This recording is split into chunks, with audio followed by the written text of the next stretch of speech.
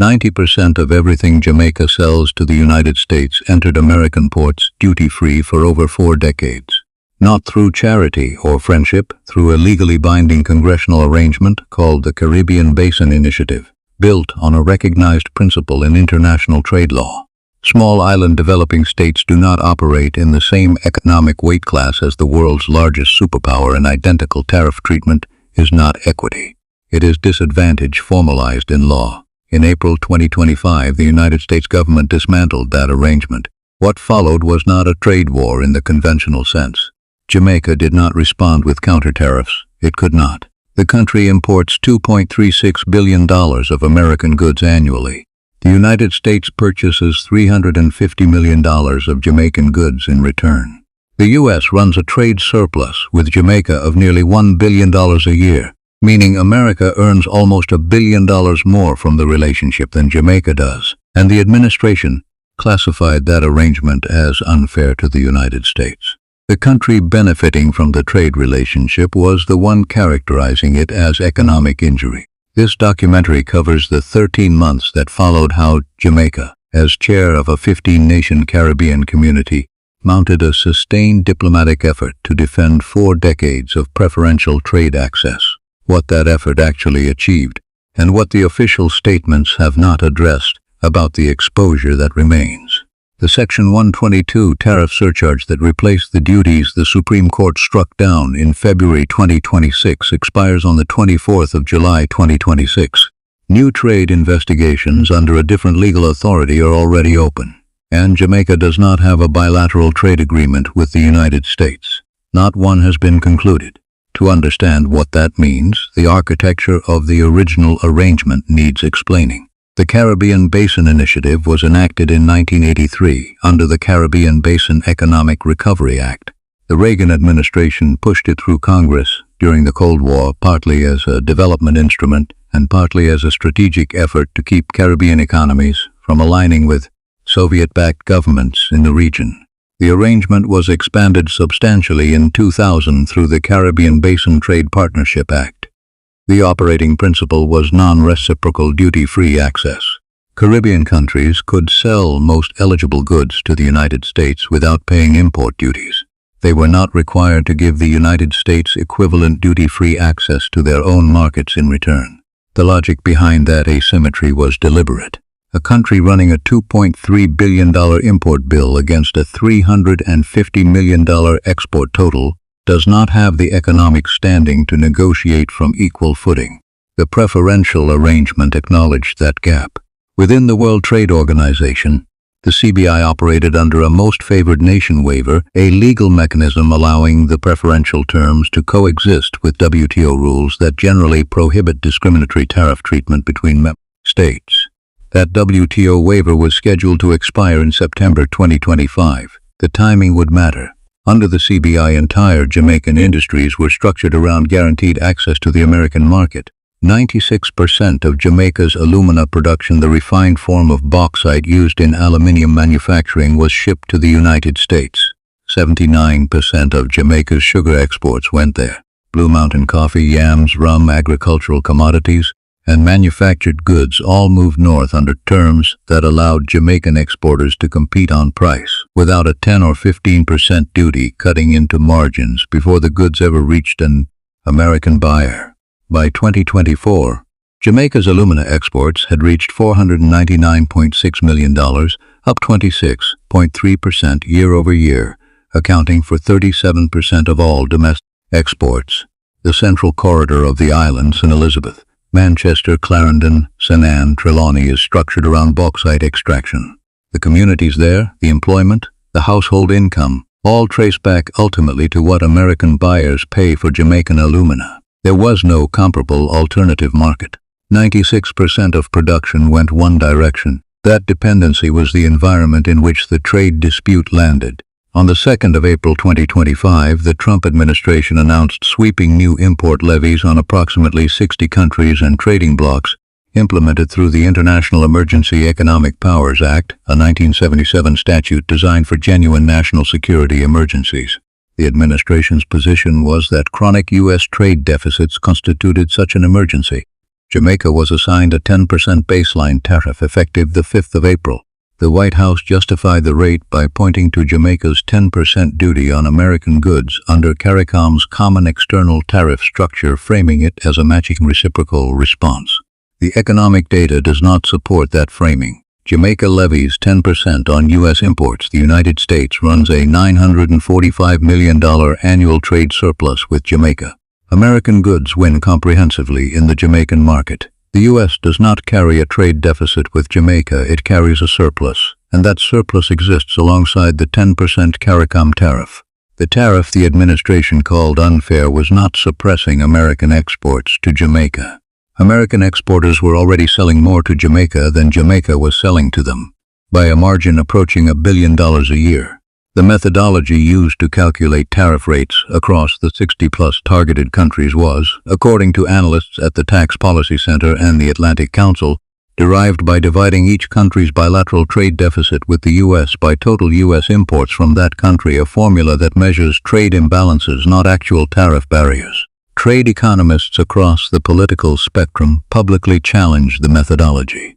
The Yale Budget Lab described the IEPA reciprocal tariff regime as the largest unilateral tariff action by the United States since the Smoot-Hawley Tariff Act of 1930, the same legislation widely associated with deepening the Great Depression. Guyana illustrated the formula's internal logic most starkly. Guyana was assigned a 38% tariff rate, the highest applied to any CARICOM member, because the U.S. runs a trade deficit with Guyana. That deficit exists because Guyana exports oil and the United States buys it. After diplomatic intervention, Guyana's rate was reduced to 15%. The variable separating Jamaica's 10% from Guyana's initial 38% was essentially whether the U.S. bought more from that country than it sold. Countries running surpluses with America faced the highest rates. Small island developing states that produce commodities, the United States imports, oil, alumina, agricultural goods, were being penalized precisely because they had something the American market wanted. On the 3rd of April 2025, Prime Minister Andrew Holness spoke at the opening of Expo Jamaica 2025 at the National Indoor Sports Center in Kingston. His statement was measured calibrated to flag the severity of the situation without damaging the bilateral diplomatic relationship. Today, nearly 90% of Jamaican exports to the United States enter under these preferential terms. However, the new U.S. tariff regime, rooted in a broader policy of reciprocal trade balancing, has raised serious concerns about the future of these preferential arrangements. He characterized the tariffs as a global recalibration of U.S. trade policy rather than a targeted action against Jamaica, and committed the government to using every available diplomatic channel. The framing was deliberate. Jamaica held the CARICOM chairmanship. Holness was not speaking solely as the leader of one country. He was the regional chair leading negotiations on behalf of 5 nations simultaneously, and the room for rhetorical escalation was narrow. The 10% tariff on Jamaican exports was not applied to an economy operating from a position of strength. It landed on a country running a trade deficit of $4.63 billion for the first 10 months of 2024 alone. A country that spends substantially more on imports than it earns from exports, and that depends on the United States across 3 separate and simultaneous economic channels. The United States is Jamaica's largest export market. It is also the source of approximately 50% of all tourist arrivals, tourism contributing roughly 22% of GDP in 2024, and it is the origin of approximately 65% of Jamaica's remittances. Total remittance inflows in 2024 stood at $3.36 billion, 17.4% of GDP. 2/3 of that came from Jamaicans living and working in the United States.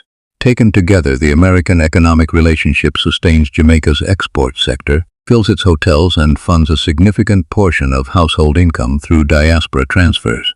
These are not parallel dependencies that could be separated or offset against each other. They are simultaneous and mutually reinforcing.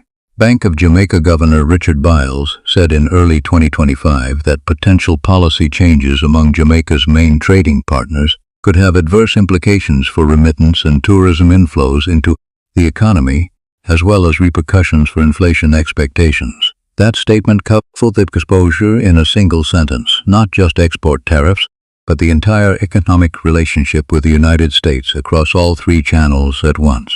Jamaica's economy entered 2025 already weakened. Hurricane Beryl struck in July 2024, damaging the port facility at the Jamaica alumina refinery and causing alumina exports to fall 20% year-over-year in the third quarter of 2024. The sector that had been the primary engine of the 2024 export recovery was the same sector now facing the consequences of a 10% tariff on U.S. market access. By October 2025, Hurricane Melissa struck the island again, producing a sharp GDP contraction in the fourth quarter and pulling full-year 2025 growth to 0.1%, effectively flat. The economy Jamaica was defending its trade position from was not a resilient one. It was a country absorbing two successive hurricane impacts, while simultaneously trying to hold together the preferential market access its export industries had been structured around for 40 years. CARICOM's institutional response was more coordinated than most external reporting acknowledged. Within weeks of the April 2025 tariff announcement, CARICOM's Council for Trade and Economic Development (COTED) held its 60th regular meeting. Trade ministers approved a formal negotiating strategy.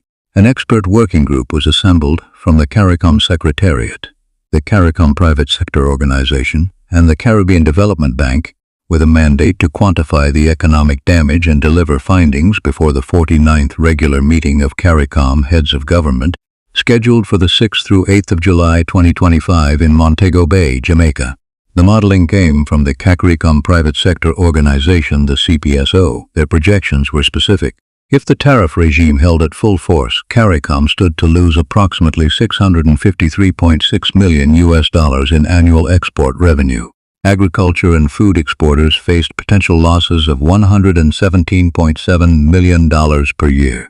The chemicals sector, primarily Trinidad and Tobago's fertilizer and ammonia exports, faced losses of approximately $86.1 million annually. These projections reflected actual market dynamics. A 10 or 15% tariff does not sit alongside existing export margins without consequence. When competitors from non-tariff countries can undercut Caribbean prices at the American buyer's door, orders shift, production adjusts, workforce levels follow. CPSO Chief Executive Dr. Patrick Antoine addressed this directly in August 2025, when Trinidad and Tobago's tariff rate was increased from 10 to 15%. In our recent submission to the U.S. review of the Caribbean Basin Initiative, we highlighted that these new tariffs erode the preferential access that has underpinned our economic partnership with the U.S. for decades. That erosion is now accelerating. The response CARICOM had to mount was constrained by the reality of the position it occupied.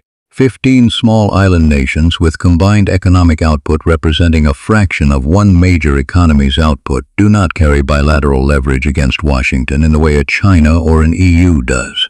What they had was coordination, a unified position, and a moral and legal argument grounded in 4 decades of congressionally ratified trade architecture that the CBI access had been earned through recognized developmental vulnerability, not extracted through political pressure, and that dismantling it did not correct an unfairness.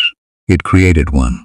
The 49th regular meeting of CARICOM Heads of Government opened on the 6th of July 2025 at the Montego Bay Convention Center in Rose Hall, St. James, Holness chaired as CARICOM chair.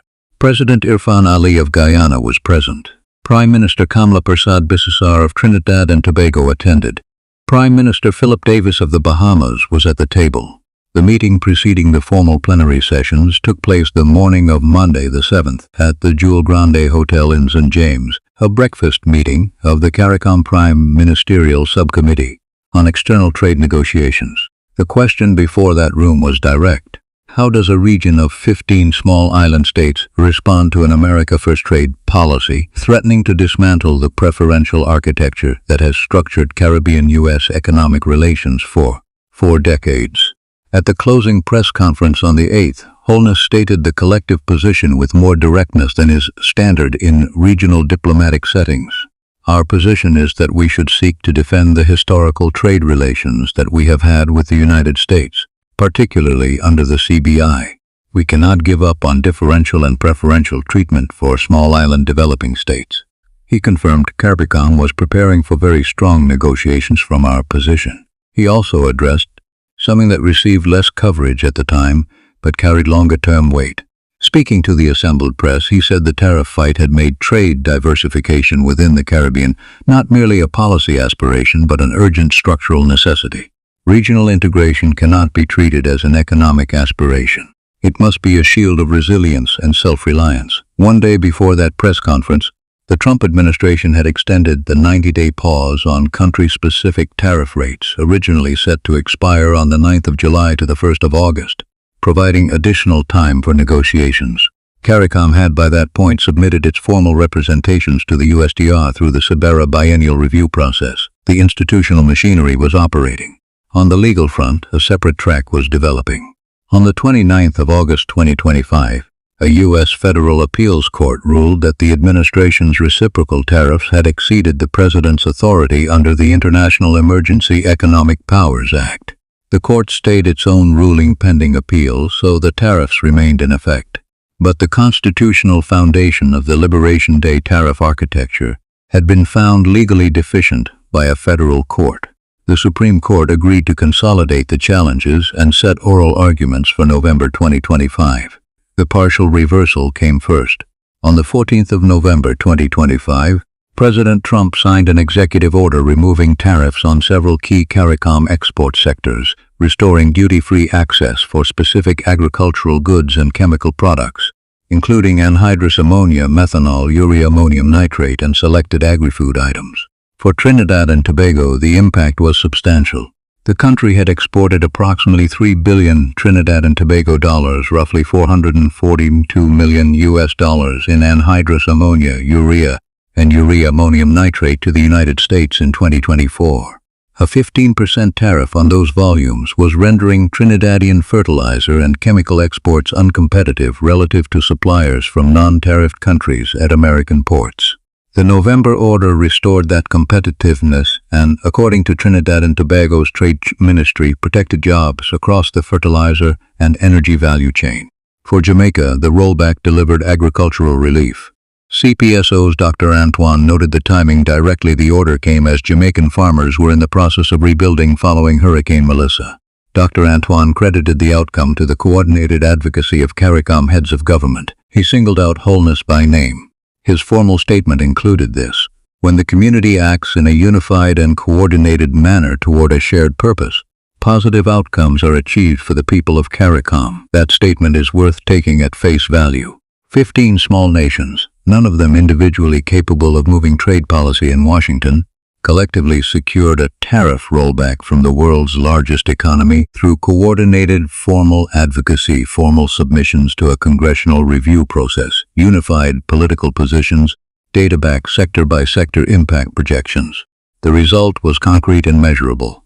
The CPSO had estimated total annual CARICOM export revenue losses at $653.6 million US dollars under the full tariff regime.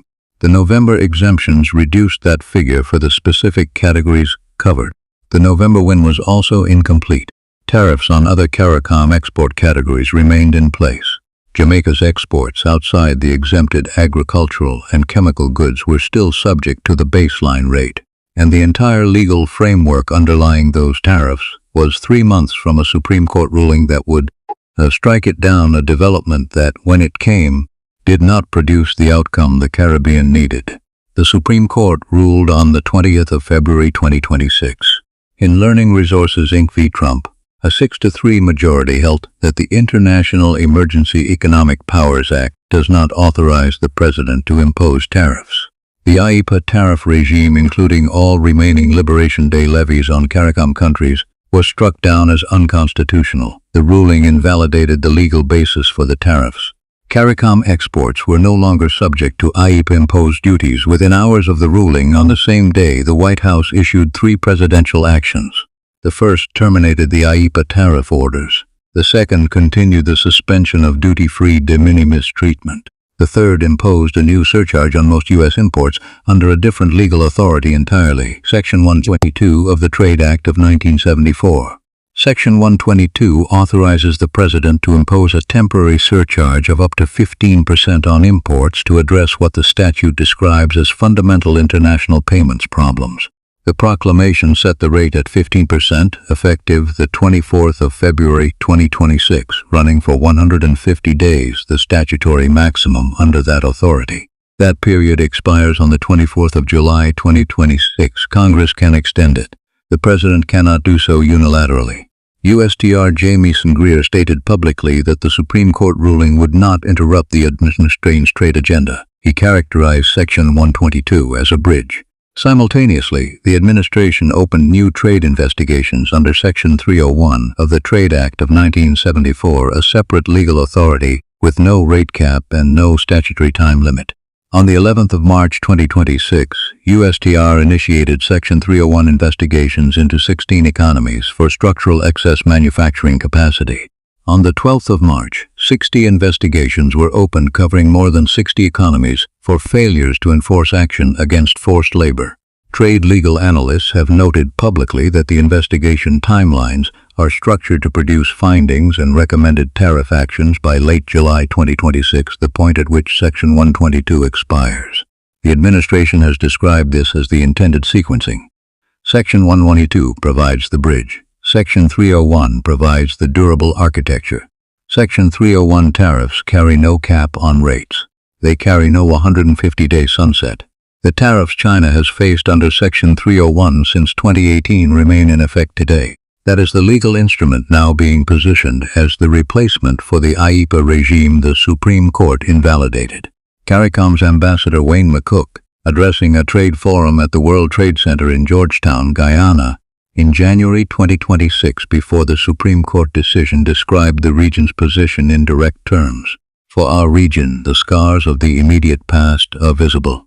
The devastating passage of Hurricane Melissa encapsulated the dual challenge we face, the existential threat of climate change and the inherent economic vulnerabilities of our CARICOM member states. Simultaneously, we have navigated dramatic shifts in global trade driven largely by an intensified America First trade policy that has significantly impacted our exports, value chains and supply chains through a suite of unprecedented tariff measures. On the state of the CBI specifically, McCook said, "The CBI remains in place despite the suspension of the tariff benefits at this time. That distinction requires unpacking. The Caribbean Basin Initiative, the congressional legislation itself, has not been repealed. The statutory text exists. What has been suspended, first through IEEPA tariffs and now through the Section 122 surcharge, are its practical benefits. Caribbean exporters are not receiving duty-free access to the U.S. market, even though the law granting that access has not been revoked. The legal framework is intact. The economic substance of it has not been operative since April 2025. McCook described the current tariff environment in a phrase that summarizes the structural shift. In a scenario where for U.S. market access 10% is the new zero, most CARICOM member states have been placed in the lowest tier of tariff bands. Zero tariff was the baseline Jamaica operated from for 41 years under the CBI. That baseline shaped investment decisions, determined which industries were viable, and structured what farmers planted, what factories produced, and what shipping routes were commercially sustainable. A 10 or 15% floor is not a slight adjustment to that baseline. It is a structural revision of the economic assumptions the entire region has been building on since 1983. As of this recording, Jamaica does not have a bilateral trade agreement with the United States. The USTR's presidential tariff actions page lists deals concluded with Argentina, Ecuador, Indonesia, El Salvador, Guatemala, and the United Kingdom, among others. No CARICOM nation appears among the countries that secured formal bilateral frameworks during the 2025 to 2026 negotiation window. This was not for want of engagement. Holness and his team engaged the USTR directly. Senator Kamina Johnson-Smith, Jamaica's Minister of Foreign Affairs and Foreign Trade, was present at key stages of the CARICOM-US discussions. The CPSO submitted detailed sector-by-sector impact analyses to the USTR's bureau review process. CARICOM heads of government maintained a unified position through the Montego Bay Summit in July and into the negotiations that followed. They secured the partial November reversal. What they did not secure was a place in the queue when the administration was formalizing bilateral frameworks. The countries that received bilateral deals were, with some variation, countries the administration viewed as strategic, economic, or geopolitical priorities. A major Southeast Asian economy, Key South American partners, a close European ally. CARICOM nations, the United States' nearest geographic neighbors, historically the beneficiaries of congressionally mandated preferential access, were not accorded that priority. The practical consequence of that absence matters now. Section 122 expires on the 24th of July 2026. The Section 301 investigations are timed to produce tariff recommendations at or near that date. When those tariffs arrive, countries inside bilateral framework agreements will be positioned to negotiate carve-outs and exemptions. Countries without such frameworks will face whatever the USTR imposes. CARICOM has no bilateral framework with the United States. The November 2025 exemptions covered specific agricultural and chemical categories. They are not a framework agreement. They are executive order exemptions, revocable by subsequent executive order. The U.S. National Security Strategy published in December 2025 is explicit about American strategic intentions in the hemisphere and about the competition with China as a defining feature of U.S. foreign policy. Caribbean states are positioned within that competition as a zone of U.S. strategic interest. CARICOM's trade analysts and the Jamaica Gleaners editorial board both noted in early 2026 that the Caribbean is operating in the middle of a reorganization of the global trade order along geopolitical lines, and that countries without formal framework agreements are exposed to that reorganization in ways that those inside bilateral deals are not. The approval of the EU-Mercosur trade agreement by Brussels in 2025 after years of delay reinforced that reading. Major trading blocs are formalizing arrangements with each other. Countries that remain outside those arrangements face the residual tariff environment. The CBI was Jamaica's primary framework protection for 41 years. It is functionally suspended. No replacement has been negotiated. For the Jamaican and Caribbean diaspora watching this from outside the island, the trade dispute has three direct points of contact with daily life. They are not abstract. They are the money sent home, the family members who work in tourism, and the mining communities whose livelihoods run through the alumina sector. Start with remittances. Jamaica received $3.49 billion in remittances in 2025, a 3.8% increase over 2024, lifted in part by a surge in diaspora transfers after Hurricane Melissa devastated parts of the island in October. In December 2025 alone, gross inflows rose by $36.2 million compared to the same month the previous year, as Jamaicans living abroad responded to their families' emergency needs. 2/3 of Jamaica's total remittance flows originate from the United States. The United Kingdom contributes 12%, Canada 9%, the Cayman Islands 8%. The U.S. corridor is not one source among several. It is the dominant one. Remittances pay school fees, cover mortgages, fund medical bills, and keep small businesses operational. The Bank of Jamaica records them as one of the country's largest sources of foreign exchange. During the pandemic in 2020, when tourism collapsed and Jamaica lost approximately $2.5 billion in tourism revenue, diaspora remittances partially absorbed the shock inflows, increased by roughly $500 million that year. The diaspora functions as an economic buffer that the Jamaican government cannot replicate through any other mechanism. The Trump administration has explicitly threatened to block remittance transfers from undocumented workers. Approximately 1 million Jamaicans live in the United States. Around 5,100 were identified as being under threat of deportation as of early 2025 under the administration's migration enforcement policies. If remittance restrictions are applied as an immigration enforcement mechanism, a revenue tool, or a broader policy lever, the effect on Jamaican households is not gradual. Families that depend on monthly transfers from relatives in New York, Miami, or Atlanta lose that income immediately. The second channel is tourism. American visitors account for approximately 50% of all tourist arrivals to Jamaica. Tourism contributes roughly 22% of GDP. The industry employs a substantial portion of the country's workforce across hotels, ground transportation, food and beverage supply chains, entertainment, and the agricultural producers who supply resort kitchens. A sustained reduction in American tourist arrivals driven by a U.S. economic downturn, by a deteriorating travel advisory environment, or by the accumulated effect of a more difficult diplomatic relationship does not remain contained to the North Coast resort corridors. It moves into the supply chains that feed those resorts. It reaches the market vendors in Ocho Rios, the farmers in St. Mary, the craft producers supplying hotel gift shops, the taxi operators working the airport route. The third channel is alumina. 96% of Jamaica's alumina production is sold to American buyers. The bauxite and alumina industry, centered across Manchester, Clarendon, St. Elizabeth, St. Anne, and Trelawney, accounted for 37% of all Jamaican domestic exports in 2024, $499.6 million. The Section 232 tariff imposed on aluminium in March 2025 does not technically apply to bauxite and alumina specifically, but any future Section 301 action targeting metals or mining inputs would land directly on the sector. The communities in the central parishes built around bauxite extraction have limited economic alternatives. The industry is already dealing with aging infrastructure and declining ore quality. A further tariff cost layered onto already compressed margins is not an abstraction in those parishes. It is the question of whether the plant stays open.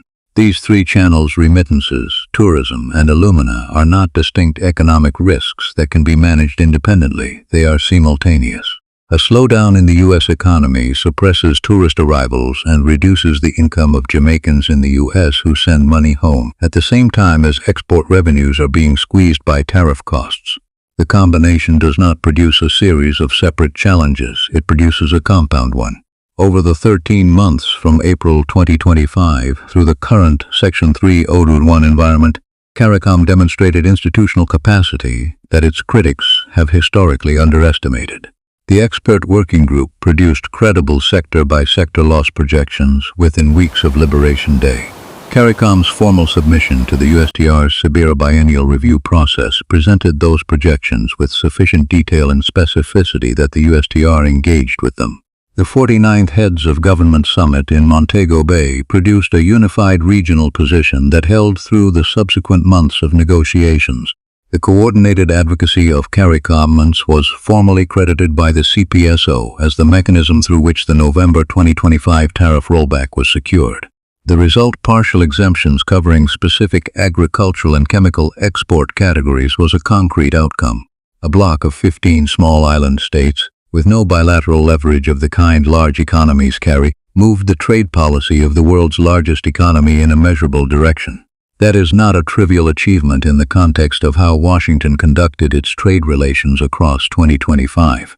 The region also responded to the crisis by accelerating institutional work that had been moving slowly for years. CARICOM's Ambassador Wayne McCook, in his January 2026 address in Georgetown, outlined a strategic response that named Brazil, India, and the African Union as new trade outreach targets. CARICOM is pursuing an updated trade and economic cooperation agreement with Colombia. Trade ministers approved a revised common external tariff framework to be implemented from January 2026. The CARICOM Single Market and Economy, the CSME, which has been functionally incomplete since its formal launch in 2006, is now the subject of implementation discussions with a level of urgency that was absent before the tariff crisis. None of these pivots replicate what the United States provides to the Jamaican economy in the near or medium term. Brazil is not going to absorb 96% of Jamaica's alumina production. India is not going to supply 50% of Jamaica's tourist arrivals. The diaspora in Toronto and London sends remittances, but the U.S. corridor constitutes 2/3 of total flows because that is where the largest Jamaican diaspora population is concentrated. Geographic diversification of trade relationships is a decade-long process, not a quarterly adjustment. And the competitive advantages that made the U.S. relationship so central, proximity, the scale of the American consumer market, the historic diaspora connection, the CBI preferential terms, cannot be replicated elsewhere simply by redirecting diplomatic attention. The honest accounting of where Jamaica stands is this. The region navigated the first phase of the American trade recalibration with more coherence and more institutional effectiveness than it has typically received credit for. The bloc held together, the formal submission mechanisms were used effectively, a partial win was secured, and the administration in Kingston, through Holness's CARICOM chairmanship, exercised regional leadership that was acknowledged even by the private sector organization, whose members had the most immediate exposure to the tariff costs. The second phase is now open. Section 122 expires on the 24th of July 2026. Section 301 investigations are running on a timeline designed to produce tariff recommendations at or before that expiry. No bilateral framework agreement covering CARICOM has been concluded. The partial November 2025 exemptions were granted by executive order and can be revised or revoked by executive order. They are not a treaty. They are not a framework. They are a set of temporary product-specific carve-outs, operating without legal permanence. The Caribbean Basin Initiative has not been repealed. Its congressional text exists. What does not exist is its operative benefit, the duty-free access that 4 decades of Jamaican and Caribbean export industry development was structured around. The legal tools the administration used to suspend those benefits in April 2025 were struck down by the Supreme Court in February 2026. The administration responded within hours by invoking a different legal authority at a 15% rate on a 150-day clock, with Section 301 being prepared as the successor. Jamaica did not capitulate in April 2025. The country and the region organized, submitted, advocated, and secured a measurable result. But the structural position has not changed. The exposure across exports, tourism, and remittances is the same. The absence of a bilateral framework agreement is the same, and July 2026 is not far. The press releases from November 2025 described a win. They were correct that something was won. What they did not say, and what the numbers and the legal timeline make plain, is that the terms of the next confrontation were already being assembled at the same time the exemptions were being announced. That is what the official statements did not tell you. The partial win was real. The structural exposure it left unchanged is more consequential, and the clock is running.